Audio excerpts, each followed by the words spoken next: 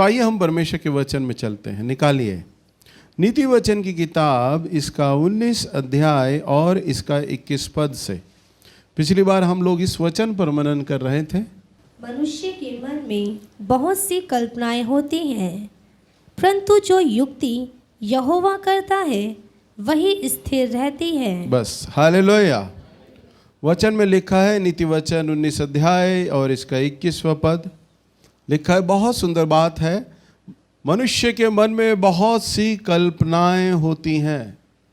अगर हम इसको आसान शब्दों में सीखें तो इसका मतलब ये निकलता है कि मनुष्य की बुद्धि में बहुत सी योजनाएं होती हैं, परंतु जो युक्ति यहोवा करता है, यानी जो योजना प्रभु बनाता है, हम इसको भी आसान शब्दों में हम सीखेंगे। परंतु जो यहोवा उस व्यक्ति के लिए सोचता है, विचार करता है, योजना बनाता है, वह स्थिर रहती है। वह क्या रहती है? स्थिर रहती है। और आप लोगों को ध्यान होगा कि किस प्रकार से परमेश्वर ने अब्राहम को बढ़ाया और उसे आशीषित किया, परंतु हमने देखा था कि किस प्रकार से अब्राहम ने भी परमेश्वर की बात को टाला। प्रभु ने कहा अपने तमाम परिवार, रिश्तेदार और अपने घर, अपने देश को छोड़ दे, परंतु हम देखते हैं कि उसका मन जो था लूत में अटका हुआ था, और लूत उसका भतीजा था, वो बेटे के समान उसे मानता था। परंतु परमेश्वर ने तो कहा था अपने परिवार, अपने रिश्तेदारों को सबको छोड़ दे, परंतु वो नहीं माना और उसने अपने संग लूत को ले लिया। और हमने वहाँ पर देखा था किस प्रकार से लूत को लेने के बाद, किस प्रकार से अब्राहम का गलत फैसले के बाद लूत के जीवन पर एक इस प्रकार का सोदोम और अमोरा में जाते हैं, और वहाँ पर हम देखते हैं किस प्रकार से नाश हुआ।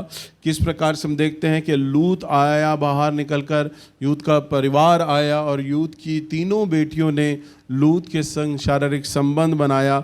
हमने देखा किस प्रकार से उनकी बेटियों के द्वारा एक बड़ी जातियाँ उत्पन्न हुई, जो कि परमेश्वर की जाति इस्राएल के विरोध में थी। हमने देखा कि किस प्रकार से लूत को लाने के गलत फैसले ने तमाम एक बड़ी जाति को बदल दिया। यानी हमारा एक छोटा सा भी फैसला हमारे आने वाले वंश, हमारे आने वाले लोगों के लिए, हमारे पोते पर पोतों पर भी उसका प्रभाव पड़ता है। हालेलुया। और हमने देखा था कि किस प्रकार से परमेश्वर ने तो उसे आज्ञा दी थी, प्रतिज्ञा की थी कि मैं तुझे तेरी ही पत्नी के द्वारा एक संतान दूंगा, परंतु हमने सीखा था कि किस प्रकार से अब्राहम ने गलत फैसला लिया और अपनी पत्नी हाजिरा के पास गया, जो कि एक प्रतिज्ञा के द्वारा नहीं वरन एक शारीरिक संतान को उसने क्या किया? उत्पन्न किया। हालेलुया। हम लोग सीख रहे हैं चेलों के विषय में। हम इन दिनों लगातार हम परमेश्वर के वचन के द्वारा सीख रहे हैं कि हम विश्वासी लोग, हम चेला लोग, प्रचारक लोग, हम एक अच्छे परिपक्व परमेश्वर के शिष्य बने। हालेलुया। देखिए, जब एक व्यक्ति प्रभु के पास आता है, प्रभु में चिन्ह चमत्कार देखता है, आशीष देखता है और प्रभु को अपना व्यक्तिगत उद्धार करता ग्रहण करता है, तब वो एक अन्य जाति व्यक्ति विश्वासी बन जाता है। अब जो विश्वासी है, परमेश्वर उसे कई सालों से पाल रहे हैं, पोस रहे हैं, उसे बड़ा कर रहे हैं, अपने वचन में हर प्रकार का आशीष दे रहे हैं। अब वो विश्वासी, अब प्रभु उसके भीतर अब एक शिष्य को देखते हैं। हालेलुया। अब जैसा कि हम सब औलाद को अपनी पालते हैं, मेरे पास भी 3 बच्चे हैं, मैं भी उन्हें पाल रहा हूँ। अब मेरा जो बड़ा बेटा हो गया है 24 साल का, अब मुझे उससे आशाएं हो गई हैं, उम्मीदें हो गई हैं। 24 साल से मैं उस बच्चे को पाल रहा था, पोस रहा था, तमाम उसके खर्चे देख रहा था, उसका खाना पीना कपड़ा सब देखता था, उसकी ज़रूरतें देख रहा था। पर अब मेरी आशाएं उस पर आ रही हैं कि मेरा बच्चा सियाना हो रहा है, अब वो घर की जिम्मेदारियों को ओढ़ेगा, उन्हें पूरा करेगा। समझ रहे हैं ना आप लोग? इसी प्रकार से वो मेरी ज़रूरतों को देखेगा, अब वो हमारा एक सहारा बनेगा। हर एक माँ बाप अपनी जवान औलाद पर निर्भर होने लगते हैं, सहारा ढूंढने लगते हैं उनमें। उसी प्रकार से बिल्कुल हूबहू हमारे परमेश्वर का स्वभाव होता है। हालेलुया। जब आप प्रभु में उत्पन्न होते हैं, यानी अन्य जातियों से जब आप निकलकर प्रभु के पास आते हैं, तब आप लहू और मांस से नहीं, परमेश्वर की इच्छा से आप जन्म लेते हैं। अब प्रभु आपको पाल रहा है, आपको विश्वासी जीवन में वो क्या कर रहा है, पाल रहा है। आपकी हर एक ज़रूरतों को देख रहा है, समझ रहा है। कई वर्षों से उसने आपके जीवन पे असंख्य चमत्कार कर दिए।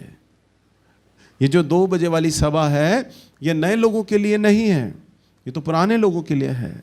आप में से सब लोगों के जीवन में प्रभु ने इतना इतना काम किया है। अगर मैं आपके हाथों में माइक दे दूं और ये कहूं कि आप लोग अपनी गवाहियां बताएं, तो ये सभा का समाप्त एक ही व्यक्ति की गवाहियों में समाप्त हो जाएगा, क्योंकि सबके जीवन में प्रभु ने 1, 2, 3 नहीं 50 आश्चर्य कर्म किए हैं।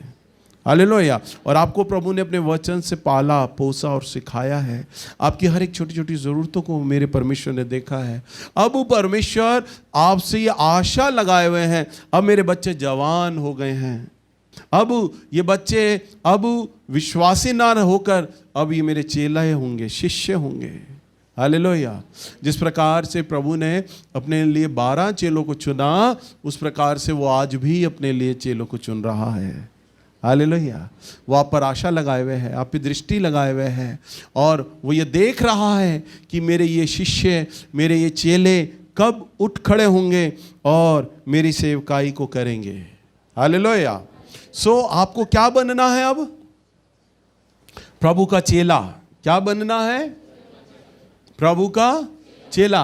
अब आप विश्वासियों की संख्या में नहीं, विश्वासी तो देखो 10 बजे 8 बजे वाली में आते हैं, 10 वाली में आते हैं और 12 बजे वाली में आ रहे हैं। अब ये चेलों का चर्च है ये कायदे से तो। हालेलुया। तो चेल आप में से बहुतेरे लोगों पर परमेश्वर निगाह लगाए हुए हैं कि आप एक चेला हैं और अब आओ और मेरी सेवा को संभालो। आप चेलों के अंदर एक गुणों को परमेश्वर देखना चाहता है, और वो गुण क्या होते हैं? वो गुण ये होता है कि एक चेले के अंदर जब वो प्रभु को जानने और समझने लगता है, तब वो अन्य जाति लोगों को, जो दूसरे लोग हैं, उन्हें परमेश्वर का वचन प्रचार करने लग जाता है। चाहो तो इसको लिख लो। चेलों में जो गुण होता है, चेलों का जो नेचर होगा, स्वभाव होगा, आप अपने आप में ही परख लेना। अभी आप क्या हो, एक नॉर्मल विश्वासी हो या चेला लोग हो। जो मैं गुण बता रहा हूँ ना, वो गुण आपकी पहचान होंगे। परमेश्वर ने कहा है जो पेड़ है वो अपने फल से पहचाना जाता है। तो इस समय में जो चेला के जो फल हैं वो आपको बता रहा हूँ। तो चेले के अंदर ये एक गुण होगा, वो प्रभु का वचन, प्रभु के राज्य के विस्तार में लग जाएगा। वो दूसरों तक परमेश्वर का संदेश अपने आप ले जाने लग जाएगा। उसे किसी बुलाहट का वो नहीं होगा कि मुझे पास्टर बनाया जाए तभी मैं प्रचार करूंगा, मुझे प्रचारक का ऑर्डिनेशन किया जाए मैं तभी प्रचार करूंगा, मुझे चर्च में कोई पद मिलना चाहिए मैं तभी प्रचार करूंगा, मैं तभी प्रचार करूंगा जब कोई पादरी साहब या भैया मेरे ऊपर जिम्मेदारी देंगे, मैं तभी सेवा करूंगा। नहीं, वो किसी भी पद का मोहताज नहीं होता, क्योंकि उसे तो केवल ईश्वरीय बोझ होता है। हालेलुया। उसे तो परमेश्वर से प्यार होता है। वो किसी बुलाहट का मोहताज नहीं होता कि कोई मुझे खड़ा करे, मेरे नाम को अनाउंस करे या मुझे कोई जिम्मेदारी ठहराए। उसके मन में तक ललक होती है कि अब मैंने प्रभु को जाना है, प्रभु ने मुझे पाला पोसा है, अब मेरी ये जिम्मेदारी हो गई है कि मैं परमेश्वर का राज्य का वचन प्रचार करूं। हालेलुया। उसमें पहला गुण क्या होगा? वो परमेश्वर के वचन का साझा करने लग जाएगा दूसरे लोगों के साथ। दूसरा पॉइंट, वो शिक्षा देने लगेगा परमेश्वर के वचन की। वो क्या करने लगेगा? शिक्षा देने लगेगा। तीसरा पॉइंट, वो परमेश्वर से बहुत प्रेम करने लगेगा। क्या करने लगेगा? तीसरा पॉइंट, वो परमेश्वर से प्रेम करेगा। परमेश्वर की आशीषों से प्रेम नहीं करेगा, वो परमेश्वर की आशीषों से प्रेम नहीं करेगा, वो प्यार करेगा परमेश्वर से। हालेलुया। आप समझ पा रहे हैं? एक बेटा होता है, अपने बाप की जमीन जायदाद से प्यार करता है, बाप से प्यार नहीं करता है। वो सोचता है बाप कब मरे और कब प्रॉपर्टी मेरे हाथ लगे। परंतु कई बच्चे ऐसे होते हैं जिन्हें अपने बाप की प्रॉपर्टी में कोई दिलचस्पी नहीं होती, उन्हें तो अपने बाप में दिलचस्पी होती है। तो जब आपके अंदर ये स्वभाव आने लगे कि अब प्रभु की आशीषों से प्यार नहीं है आपको तो परमेश्वर से प्यार है। प्रभु आपको चंगा करते हैं, नहीं करते, कोई बात नहीं, हालेलुया, आप प्रभु से प्यार करते हैं। परमेश्वर आप बहनों को माँ बना रहे हैं, नहीं बना रहे, कोई बात नहीं। हो सकता है आप लोग कलीसिया में इसलिए आए होंगे कि मेरा बांझपन दूर हो जाए, प्रभु मुझे संतान का आशीष दे, परंतु प्रभु ने आपकी कोख को नहीं खोला तो इसका अर्थ ये नहीं कि प्रभु आपसे प्यार नहीं करते हैं। परमेश्वर की योजना सब व्यक्तियों के लिए अलग अलग होती है, हालेलुया। आप जितनी भी बहनें हैं, भले ही आपने अपने कोख से किसी संतान को जन्म नहीं दिया तो इसका अर्थ ये नहीं होता कि परमेश्वर आपसे प्यार नहीं करता, हालेलुया। तो कई बहनें ये विचार कर सकती हैं, निराश हो सकती हैं, मेरी कोख को तो प्रभु ने खोला ही नहीं, मुझे तो संतान का आशीष दिया ही नहीं। तो इसका अर्थ ये नहीं है कि प्रभु आपसे प्यार नहीं करता, आपको अपने प्यार को प्रकट करना है। जो लोग चंगे नहीं हुए हैं, बीमार हैं, कोई बात नहीं, परमेश्वर मुझे चंगाई मिले ना मिले, परंतु मैं तो आपसे प्यार करता हूँ, हालेलुया। आपको प्रभु में क्या करना है? अपने प्रेम को बनाए रखना है। और जो व्यक्ति परमेश्वर से प्रेम करना सीख लेता है, 5वां पॉइंट है, वो दूसरों से प्रेम करना अपने आप सीख लेता है, हालेलुया। दूसरों से आप प्रेम अपने आप नहीं कर सकते कभी भी। आप ज्यादा से ज्यादा अपने परिवार के लोगों को प्यार कर सकते हो, रिश्तेदारों को आप प्यार कर सकते हो, परंतु जो लोग आपके शत्रु हैं, जिन लोगों ने आपको हानि पहुंचाई है, उन लोगों से तो सिर्फ प्रेम आप तभी इस बात पर कर सकते हो जब आप परमेश्वर से प्रेम करने लग जाओ, हालेलुया। जैसे ही परमेश्वर का ईश्वरीय प्रेम आप में बहेगा, 6वां बिंदु, आप क्या करने लगोगे?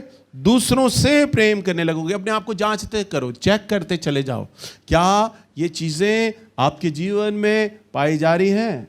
देखते रहो, जो सुन रहे हो ना, देखते रहो, ये शिष्य में गुण हैं, ये उसके फल हैं शिष्यता के। और 7वां बिंदु, वो क्या करता है? स्वयं को नकार देता है, स्वयं को कंडम करता है, स्वयं को कूड़ा बना देता है, स्वयं को जीरो बना देता है, हालेलुया। वो अपनी उम्र नहीं देखता, अपना रुतबा नहीं देखता, अपना औहदा नहीं देखता, परंतु वो अपने आप को शून्य कर लेता है। प्रभु यीशु मसीह ने कहा, जो तुम में अगुवा बनना चाहे, बड़ा बनना चाहे, वो सबका दास हो जाए। वो सबका क्या हो जाए? जो तुम में बड़ा होना चाहे। अब तुम में से पास्टर कौन बनना चाहता है?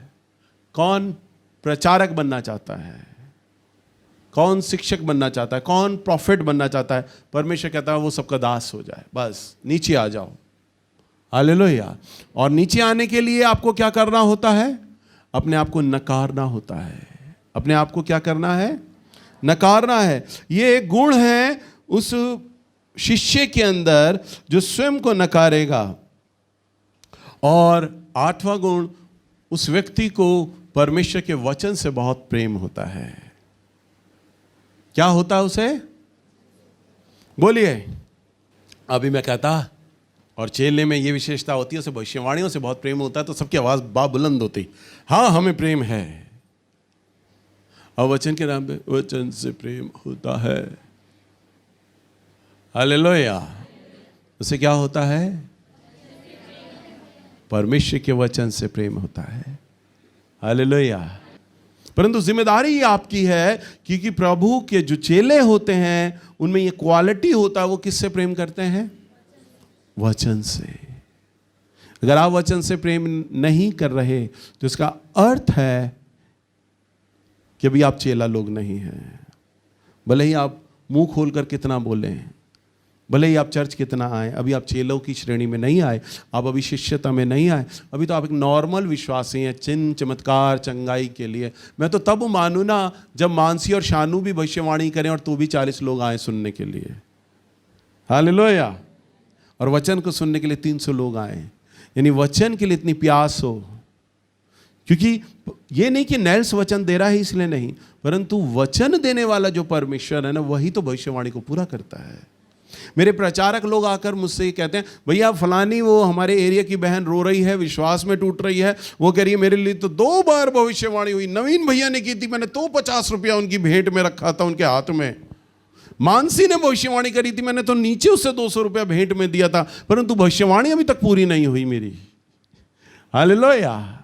मालूम है क्यों? क्योंकि आप उस पिता की प्रॉपर्टी से प्यार करते हैं, उसकी वसीयत से प्यार करते हैं। वो तो ये देखता है कौन है जो मुझसे प्यार करता है। हालेलुया। सो आपको क्या करना है? आपके अंदर जो गुण होता है शिष्य के अंदर, वो ये गुण है कि वो परमेश्वर के वचन से क्या करेगा? प्रेम करेगा, उसमें दृढ़ होगा। दूसरा, वो प्रेरितों के साथ संगति रखेगा। क्या करेगा? प्रेरितों के साथ। आप अपने स्थानीय प्रचारक के साथ कितना समय बिताते हैं? अपने अगुवे के साथ आप कितना समय बिताते हैं? अच्छा, स्कूल के अंदर एक डफर बच्चा हो, एक बच्चा हो, स्टूडेंट हो, अगर वो डफर बच्चों के साथ घूमेगा तो उसका रिजल्ट कैसा आएगा? आने वाले दिनों में डफर बनेगा और डफर ही रिजल्ट आएगा। अगर एक डफर बच्चा, एक स्टूडेंट ऐसा जिसके बिल्कुल मार्क्स नहीं आते, अगर वो स्कूल के टॉपर बच्चों के साथ घूमने लगे तो उसका आने वाले दिनों में रिजल्ट कैसे आने वाला है? टॉपर आएगा, अच्छे मार्क्स आएंगे उसके, क्योंकि वो वैसे बच्चों के साथ संगति करता है जो बच्चे पढ़ाई के बारे में ही उससे बात करेंगे और जो पढ़ाई के बारे में उसे टिप्स देंगे, कैसे कैसे याद करना है, कैसे कैसे सिलेबस की तैयारी करनी है। सारा दिन उनके बीच में पढ़ाई की बातें होंगी, तो जो डफर बच्चा होगा ना, वो भी आने वाले दिनों में टॉपर हो जाएगा। परंतु बड़े दुख की बात है, मेरी कलीसिया किसके साथ संगति करती है? संगति आपस में ही संगति करते हैं ये लोग, परंतु प्रेरितों के साथ संगति नहीं करते, अपने अगुवे के साथ संगति नहीं करते। आपके भीतर कोई शिकायत होती है ना, मान लो बाबा कॉलोनी में किसी बहन को शिकायत है ना, तो वो संत नगर वाली बहन के साथ सलाह ले लेगी या बाबा कॉलोनी वाली के साथ सलाह ले लेगी कि भैया दीदी नहीं आई थी या भैया ने ये नहीं आए थे, भैया ने ये बोला, अब हमें क्या करना चाहिए? तो जो सामने वाला भी डफर है ना, वो भी उसको वही सलाह दे देगा, ऐसा कर तू चर्च जाना बंद कर दे, अपने आप अकल आएगी ना। हालेलुया। अपने आप मनाएंगे, और जब आएंगे, जब अपनी गलती मानेंगे, तब तू जाना है चर्च। मैं तो ऐसे ही करूंगी अगर मेरे साथ ऐसा करेंगे तो। हालेलुया। परंतु एक अच्छे वचन में जो गुण होगा, जो प्रचारक होगा, उससे जब आप संगति लेंगे, उससे जब बात करेंगे, तब आप अपने मन की बातों को खोलेंगे। आपके स्थानीय प्रचारक के साथ अगर आपके मन में बैर है, तो आप अपने दिल की बातें तमाम वो उनके साथ रख दें। भैया दीदी, हमारे मन में आपको लेकर ये बातें हैं, हमें ये शिकायतें हैं। पिछले साल अभी आमोस भैया हमारे यहाँ पर जब सेमिनार में आए थे, 12-13 साल बाद आए थे, मैंने अनाउंस किया था कि भैया इतने साल बाद आए। आमोस भैया भी चौंक गए थे, हुआ था ना, क्योंकि हमारे बीच में कुछ बातें थी, परंतु जब वो आए, परंतु उनके साथ और मेरे साथ जो बातें थी, अभी मैं क्या बोल रहा हूँ, हमारे बीच में कुछ बातें थी, परंतु मैं वो माइक पे प्रचार नहीं कर रहा क्या बातें हैं। हालेलुया। वो चेले और गुरु में बातें हैं, परंतु जब वो मेरे साथ थे तो उनके साथ जब मैं बैठा, मैंने अपना सारा दिल खोल के रखा, भैया मेरे मन में आपको लेकर ये बातें हैं। उन्होंने वो बातों की पुष्टि करी, हमारा बातें वो चली गई, उनके दिल से भी वो बातें चली गई, मेरे दिल से भी बातें चली गई, और 27 साल में इतना अच्छा संबंध नहीं बना था जो संबंध अब उनका मेरे साथ बन गया है। हालेलुया।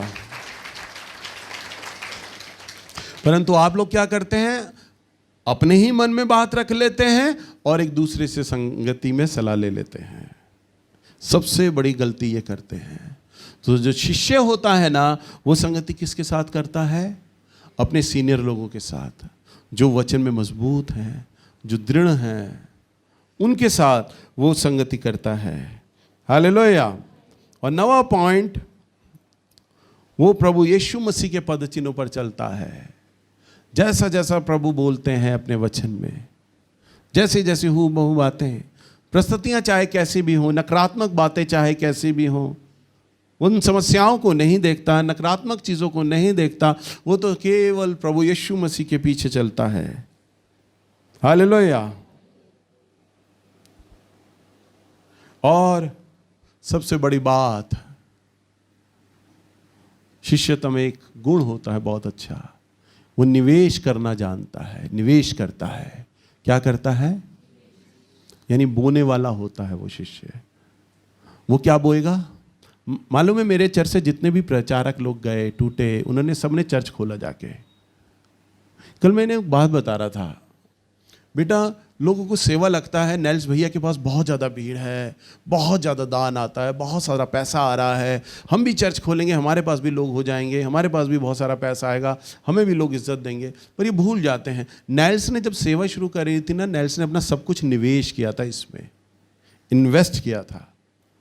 मैं अपनी मेहनत इन्वेस्ट करता था। जब कोई भी व्यक्ति मुझे तसल्ली देने वाला नहीं था ना, शाबाशी देने वाला नहीं था, जब मैं अकेला था, तब मैं अकेला भागता था सारी जगहों पे, प्रचार करने जाया करता था।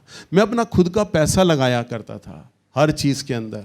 जब मैं अस्पतालों में जाता था तो मैं पोस्ट कार्ड खरीद कर जाता था, ब्रदर दिनकरन की मैगजीन खरीदता था, हैंडबिल पर्चे मैं खुद खरीद कर बंटवाता था, बांटता था, अपना पैसा लगाता था। जिन लोगों से एक भी रुपया मिलने की मुझे उम्मीद नहीं थी, मैं अपना पैसा लगाता था। मैंने अपना घर खोल दिया था। और जब हमारे घर में संगति शुरू होने लगी थी, तब परमेश्वर की आत्मा ने मुझे बोला, जब मैं एक एक रुपए का मोहताज था, तब परमेश्वर की आत्मा ने मुझे बोला था, जितने लोग आते हैं इन्हें खाना खिलाया कर। ये ज्योति पीछे बैठी, इसे पता होगा, याद है बेटा? जब नई संगति आती थी, हमने खाना मिला के खिलाते थे, पूरी संगति को खाना खिलाया करते थे। क्यों? क्योंकि परमेश्वर मुझे निवेश करने का पाठ सिखा रहा था। अपने आप को खर्च करना सीख, अपने परिवार के खर्चे को खर्च, अपने घर का राशन खर्च करना सीख। सेवा में है ना, आपसे कुछ प्राप्त करने की उम्मीद नहीं होती है। सेवा इसलिए की जाती है, आपको प्राप्त नहीं करना है। सेवा में आपको सब कुछ निवेश कर देना है, अपना सब कुछ डाल देना है, अपना पैसा डालना, अपने आप को झोंक देना, अपना टाइम स्पेंड करना, टाइम खर्चना है, अपनी मेहनत खर्चनी है, अपना घर का कारोबार बंद करना है, आपको हर चीज बंद कर परमेश्वर के लिए इन्वेस्ट करना है, निवेश करना है। एक चेले के अंदर स्वभाव होता है ये। हालेलुया। अभी पिछले 2 सप्ताह से मुझे सुबह भावना या शिवानी नारियल का पानी देती हैं। मैं थोड़ा कमज़ोरी लगता क्योंकि 4-4 सभाएं लेता हूँ मैं, तो पहले मैं इलेक्ट्रॉल मंगाता था, अब 2 सप्ताह से नारियल पानी मिलने लग गया, तो नेचुरल इलेक्ट्रॉल मिलने लग गया है मुझे। तो आज मैंने, भावना ने जब मुझे नारियल पानी फिर दिया, तो मैंने बेटा बोला, अरे इतना भारी पूरा तूने गिलास भर दिया, कहाँ से नारियल लाई? कह रही भैया पता नहीं, किचन में कोई रख गया था। मैंने कहा कौन रख गया किचन में, किसने लाया नारियल? कह रही भैया पता नहीं कौन लाया नारियल। मैंने कहा अच्छा, मैं पता नहीं प्रभु ने किसके मन में डाला। मैंने कहा पिछले संडे भी आया था नारियल। कह रही हाँ भैया पिछले संडे भी आया था। मैंने चल, मैं प्रभु आशीष दे जिसने नारियल दिया। संजय मेरे पास आया, मैंने संजय से बात करा, मैंने संजय बेटा ऐसे नारियल कौन ला रहा है, तेरे को तो नॉलेज में होगा, तेरे कलीसिया के लोग या कोई ला रहा होगा नारियल मेरे लिए, कौन ला रहा है? तो उसने बड़ा झिझकते झिझकते बोला, भैया मैं मंगा लेता हूँ। बड़ा खुश होके नहीं बोला नहीं मैं मंगा रहा हूँ, उसने बड़ा झिझक कर बोला नहीं भैया मैं मंगा रहा हूँ। अब देखो वो मुझे भेंट भी देता है, अपना दशमांश भी देता है, अब हर सप्ताह बेचारा नारियल का खर्चा भी उठा रहा है। क्यों उठा रहा है? आप तो संडे को आते हो, 10 रुपए डालते हो, गला सड़ा, आप तो तौबा कर लेते हो, बस धन्यवाद प्रभु तूने मुझे चंगा किया, उसके धन्यवाद के रूप में मैं 10 का नोट डाल के जा रहा हूँ। परंतु मैं क्या बता रहा हूँ, जो शिष्य होता है ना, वो कभी गिनती नहीं करता। जब आमोस भैया दिल्ली आ जाते हैं ना, तो कभी मैं उन्हें बटवे में झांकने नहीं देता। मैं कहता हूँ वो आप नेल्स के क्षेत्र में आ गए हो, सारा खर्चा मैं उठाऊंगा। तब मैं उसमें दशमांश का हिसाब नहीं लगा रहा होता कि मैंने भैया को दशमांश देना है तो कितना देना है, तो मैं दशमांश की रकम से कटौती नहीं करता उनके पैंट कमीज के खर्चों को, नहीं। जब वो आए तो मैं उन्हें मॉल ले गया शॉपिंग कराने। उदाहरण दे रहा हूँ, ब्लूबेरी की मैंने शर्ट और पैंटें उन्हें दिलवाई, अच्छे महंगे जूते दिलाए। मैं ब्लूबेरी के कपड़े नहीं पहनता मैंने, परंतु मैंने अपने गुरु को पहना के दिए। दशमांश में से 1 रुपया मैंने कटौती नहीं करी कि मैंने इतने महंगे महंगे कपड़े उन्हें दिला दिए तो क्यों ना मैं अब कटौती कर लूँ दशमांश में से। ना, वो तो उनका हक है, याजक का है, वो देना है, परंतु ये मेरी भेंट है। वो खा रहे हैं तो मैं पैसा इन्वेस्ट कर रहा हूँ, वो कुछ मंगा रहे हैं तो मैं उसमें पैसा इन्वेस्ट कर रहा हूँ। मैं कोई गिनती नहीं कर रहा कि मेरा आत्मिक मेरा अगुआ आया तो मैं अकाउंट बनाऊं कि इतना इतना इतना इतना पैसा मैंने इसके ऊपर खर्च कर दिया है। ना, मैं क्या बता रहा हूँ, मैं बड़ाई नहीं कर रहा, परंतु मैं आपको सिखा रहा हूँ। एक शिष्य अपने आप को इन्वेस्ट करता है, वह अकाउंट नहीं रखता। नवीन भैया और मेरे साथ, मैं और साथ बैठे थे, मैंने नवीन भैया को कहा, भैया आप कई चर्चेस में गए होते हुए, वहाँ पर कभी भविष्यवक्ता खड़े हुए आपके अभिषेक के द्वारा? कह रहे नहीं नैल्स भैया ऐसा नहीं होता। मैंने कहा आपको क्या लगता है, मेरा बेटा खड़ा हो गया, मानसी खड़ी हो गई और दूसरे लोग खड़े हो रहे हैं भविष्यवाणी के लिए, आपको क्या लगता है कि आपके चर्च में, मेरे चर्च में तो भविष्यवक्ता क्यों खड़े हो रहे हैं? तो उन्होंने पता मुझे क्या जवाब दिया? क्योंकि भैया आप अकाउंट नहीं रखते। वो भी जब हमारे घर पर आते हैं, हमारे चर्च में आते हैं ना, मैं अकाउंट नहीं रखता देने लेने में, कितना पैसा खर्च हो रहा है मैं उसमें अकाउंट नहीं रखता। एक प्रभु के दास के ऊपर कितना खर्च हो गया, मैं अकाउंट नहीं रखता। वो कहते भैया आप अकाउंट नहीं रखते ना, इसलिए परमेश्वर ने आपके चर्च को बहुत ब्लेस किया, आपको आशीष दिया है। हालेलुया। सो जब आप शिष्य बनते हैं प्रभु के, और जब आपके भीतर अकाउंट रखने का स्वभाव चला जाता है, मैंने दशमांश में पैसे कितने दिए, कई लोगों को 240 रुपये अगर भेंट मिलता है तो वो 24 रुपया ही डालेंगे। अरे 30 रुपये डाल दो, 6 रुपये फालतू डाल दो। पूरा का पूरा धर्म कांटे में अच्छे से दशमांश तोलेंगे, 1 रुपया फालतू नहीं जाना चाहिए दशमांश में। मैं भी जब अपना दशमांश का रकम निकालता हूं ना, सुनो, अगर मेरा दशमांश 37,000 हो रहा है तो मैं 37,000 अगर 500 या 37,300 हो रहा है तो मैं सीधा 40,000 रुपये निकाल देता हूं। सीधा मैं 4,000 रुपये निकालता हूँ। 37,000 प्रभु ने दिया, 37,500 तो मैं अकाउंट नहीं करता, भैया के लिए मैं इतना दूंगा 37,000, 200 का दशमांश 20 रुपये और 50 रुपये का दशमांश 5 रुपये। मैं ये नहीं गिनता बैठ के। अरे जा तो मेरे परमेश्वर को रहा है ये पैसा, हालेलुया। फालतू जा रहा है तो क्या है, इसका रिवार्ड तो मेरे परमेश्वर ने दे देना है। प्रभु का वचन कहता है जिस नाप से तुम नापोगे उसी नाप से तुम्हारे लिए भी नापा जाएगा। हालेलुया। तो मैं नाप तोल के नहीं देता, ऐसे दशमांश नहीं देता जैसे आप सुनार के पास जाते हैं ना, उसके पास एक तराजू होता है, पूरे कांच के शोकेस में तराजू बंद होता है, एक रत्ती भी ऊपर नीचे ना हो जाए, वो तराजू। हालेलुया। जिस दिन आप दशमांश ज्यादा बढ़ाकर देने लग जाओगे ना, परमेश्वर आपका धन की समस्या आपकी दूर करने लग जाएगा। हालेलुया। अभी मैंने मेरा दशमांश रेडी था, मैंने भैया को बोला भैया मैं आपको दशमांश देने वाला हूं, तो भैया ने मुझे बोला नहीं बेटा मैं अभी आ रहा हूं दिल्ली, तभी मुझे इकट्ठा दे देना। तो ये नहीं कि वो आएंगे यहाँ पर तो 18 और 19 तारीख को जो सेमिनार होगा तो मैं उनके हाथ में सिर्फ दशमांश ठिकाऊंगा ना, मैं दशमांश तो दूंगा ही दूंगा, और जो उन्होंने 2 दिन प्रचार किया होगा उसका अलग से भेंट, एक अच्छा भेंट मैं उनके हाथ में दूंगा। आप समझ रहे हैं? ज्यों ही मैंने मकान लिया था, मैंने एकदम से आमोस भैया को उसका भेंट भेजा, भैया धन्यवाद प्रभु ने मुझे मकान दिया है, मैं आपको इसका भेंट भेज रहा हूं। शिष्यता के अंदर क्या होता है? गुण निवेश करता है। जिस दिन आप अपने जीवन से अकाउंट रखना बंद कर देंगे, मेरा कितना पैसा लग रहा है, मेरा कितना समय लग रहा है, मेरी कितनी मेहनत प्रभु के राज्य में खर्च हो रही है, जब अकाउंट रखना बंद कर देंगे ना इस चीज का, आप समझ रहे हैं ना, आप चेला हो। हालेलुया। आपको तब मैं ऑर्डिनेट नहीं करूंगा, आमोस भैया ऑर्डिनेट नहीं करेंगे, कोई डॉक्टर या बिशप ऑर्डिनेट नहीं करेगा, आपका तो स्वर्ग से ऑर्डिनेशन होगा तब। हालेलुया। आज इस धरती पे बहुत से पास्टर बन जाते हैं, परंतु मजा तो तब आता है जब स्वर्ग से आप पास्टर बनाए जाएं, तो परमेश्वर आपका ऑर्डिनेट करेगा। समझ रहे हैं आप लोग? सो आपके भीतर ये गुण होने चाहिए।